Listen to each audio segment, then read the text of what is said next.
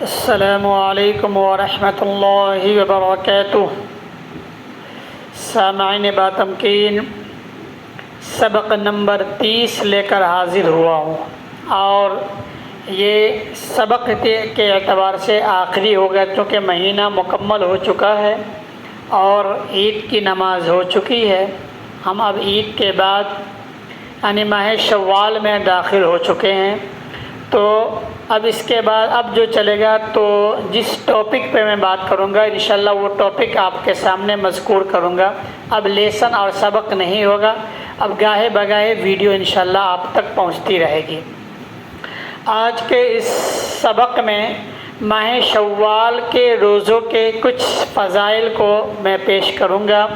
چونکہ رمضان المبارک کے مقدس مہینے سے یہ لگا ہوا مہینہ ہے، متصل اور ملا ہوا مہینہ ہے، اس لیے اس مہینے کے جو روزے ہیں ان روزوں کی بھی بڑی فضیلت آئی ہے۔ رمضان کے روزوں اور عید الفطر سے فراغت کے بعد شوال کے مہینے میں روزے رکھنے کی احادیث میں ترغیب آئی ہے، اور خاص طور پر 6 روزے رکھنے کے بہت فضائل ہیں، بہت فضائل بیان کیے گئے ہیں۔ اللہ کے رسول صلی اللہ علیہ وسلم نے ارشاد فرمایا، اپنے ان الفاظوں میں ارشاد فرمایا کہ صم شوالن یعنی شوال کے روزے رکھیے۔ ایک دوسرے حدیث میں اللہ کے رسول صلی اللہ علیہ وسلم نے ارشاد فرمایا کہ رمضان کے روزے رکھیے اور اس سے ملے ہوئے مہینے یعنی عید کا دن چھوڑ کر شوال کے روزے رکھیے۔ ان دونوں حدیثوں سے شوال کے مہینے میں روزے رکھنے کی ترغیب ثابت ہوتی ہے۔ یہاں تعداد معلوم نہیں ہوتی ہے، لیکن ترغیب ہے کہ روزے عید کے مہینے میں، جو عید کا مہینہ یعنی شوال کا مہینہ، اس میں روزے کی ترغیب دی گئی ہے۔ اسی طرح ایک اور حدیث میں اللہ کے رسول صلی اللہ علیہ وسلم نے ارشاد فرمایا کہ جس نے رمضان کے روزے رکھے اور اس کے بعد 6 نفل روزے یعنی شوال کے مہینے کے روزے رکھ لیے تو وہ پورے سال روزے رکھنے کا ثواب ہوگا، اور اگر وہ ایسا ہمیشہ کرتا رہا تو گویا کہ یعنی ہر سال رمضان کے بعد شوال کے روزے رکھتے رہے تو گویا کہ اس نے ساری عمر روزے رکھتے ہوئے گزار دی۔ اور ایک اور حدیث میں یہ زیادتی بھی آئی ہے کہ ہر دن کے روزہ 10 دن کے روزے کے ثواب کے برابر ہے، یعنی ایک روزے کا ثواب اتنا ہے جتنا کہ اگر کوئی آدمی 10 دن کا روزہ رکھے ثواب حاصل ہوگا، تو ثواب کے اعتبار سے ایک روزے کا ثواب 10 دن کے روزے کے ثواب کے برابر ہے۔ ثواب دینے کے بارے میں اللہ پاک نے یہ مہربانی فرمائی ہے کہ ہر عمل کا ثواب کم از کم، یہ کم مقدار ہے، زیادتی نہیں ہے، زیادتی کی کوئی مقدار ہی نہیں اللہ نے بتائی ہے، یہ کم سے کم کی مقدار بتائی ہے کہ کم از کم 10 گنا مقرر فرمایا۔ جب کسی نے رمضان کے 30 روزے رکھے اور پھر 6 روزے رکھے تو 36 روزے ہو گئے، اور جب 36 روزے کو ہم 12 سے 36 روزے کو جب ہم 12 مہینوں سے اس کو 10 دن سے 12 مہینے سال کے ہوتے ہیں، اور 36 روزے کو جب ہم 10 سے ضرب دیں گے، گنا کریں گے، ملٹی پلائی کریں گے، تو اس طرح 360 دن ہوتے ہیں۔ اور اسلامک مہینوں کے اعتبار سے جو سال کے ایام ہوتے ہیں وہ 360 ہی شمار کیے جاتے ہیں، تو لہذا پورے سال روزہ رکھنے کا ثواب ملے گا۔ اور اگر یہ شخص ایسا ہی ہر سال کرتا رہا تو گویا کہ پوری زندگی وہ روزہ رکھنے میں گزار لیا۔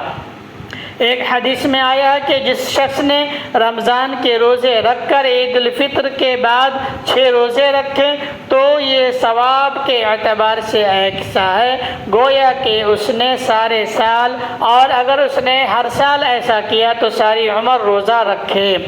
نبی کریم صلی اللہ علیہ وسلم نے ارشاد فرمایا کہ رمضان کے 1 مہینے کے روزے کا اجر 10 مہینوں کے برابر ہے، اور رمضان کے بعد 6 روزوں کا اجر 2 مہینوں کے برابر ہے، اور اس طرح پورے سال کے روزوں کا ثواب مل جاتا ہے۔ نبی کریم صلی اللہ علیہ وسلم نے ارشاد فرمایا، جس شخص نے رمضان کے روزے رکھے اور شوال کے مہینے میں 6 روزے رکھے تو وہ گناہوں سے ایسا پاک ہو جاتا ہے جیسے آج ہی اپنی ماں کے پیٹ سے پیدا ہوا ہو۔ یعنی گناہ بالکل نسیہ منسیہ کر دیا جاتا ہے، بالکل صاف اور کلین کر دیا جاتا ہے، انسان معصوم ہو جاتا ہے۔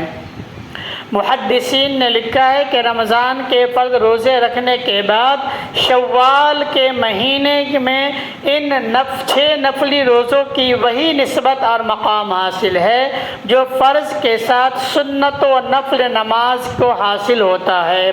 چنانچہ احادیث مبارکہ سے معلوم ہوتا ہے کہ قیامت کے روز فرض نماز کے اندر اگر کوئی کمی اور کوتاہی ہو جاتی ہے، کوئی چھوٹی موٹی کوتاہی ہو جاتی ہے تو وہ سنت اور نفل نمازوں سے پوری کی جاتی ہے۔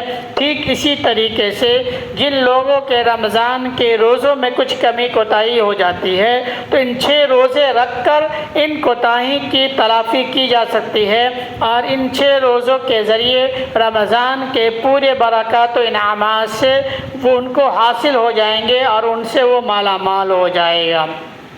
بعض علماء نے فرمایا ہے کہ شوال کے روزوں کی اتنی عظیم فضیلت اس مہینے کے رمضان کے بابرکت مہینے سے متصل ہونے کی وجہ سے ہے۔ نیز ایک وجہ یہ بھی ہے کہ رمضان میں روزے رکھنے کے بعد شوال کے مہینے میں کھانے کی رغبت بڑھ جاتی ہے، لوگ زیادہ کھانے کی طرف مائل ہوتے ہیں۔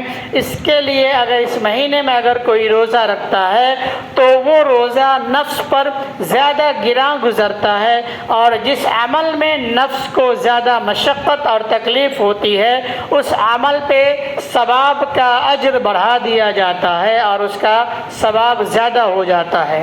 اس لیے ہمیں رمضان المبارک کے بعد عید الفطر کا دن گزر جائے اس کے بعد گاہے بگاہے ہمیں روزوں کا اہتمام کرنا چاہیے۔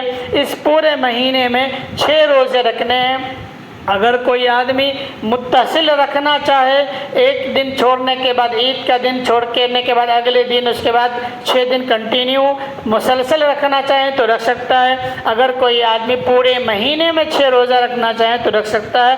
یہ آدمی کی اپنی استطاعت اور قوت کے اوپر ہے کہ جس طریقے سے وہ آدمی رکھنا چاہے وہ رکھے۔ پورے شوال میں 6 روزے پورے کر لے تو انشاءاللہ پورے سال روزہ رکھنے کا اجر و ثواب مل جائے گا۔ اللہ رب العزت سے دعا ہے کہ اللہ رب العزت ہمیں بھی اور آپ تمام کو بھی ان 6 روزوں کا اہتمام کرنے والا بنائے۔ آمین وآخر دعوانا الحمدللہ رب العالمین۔ السلام علیکم ورحمۃ اللہ۔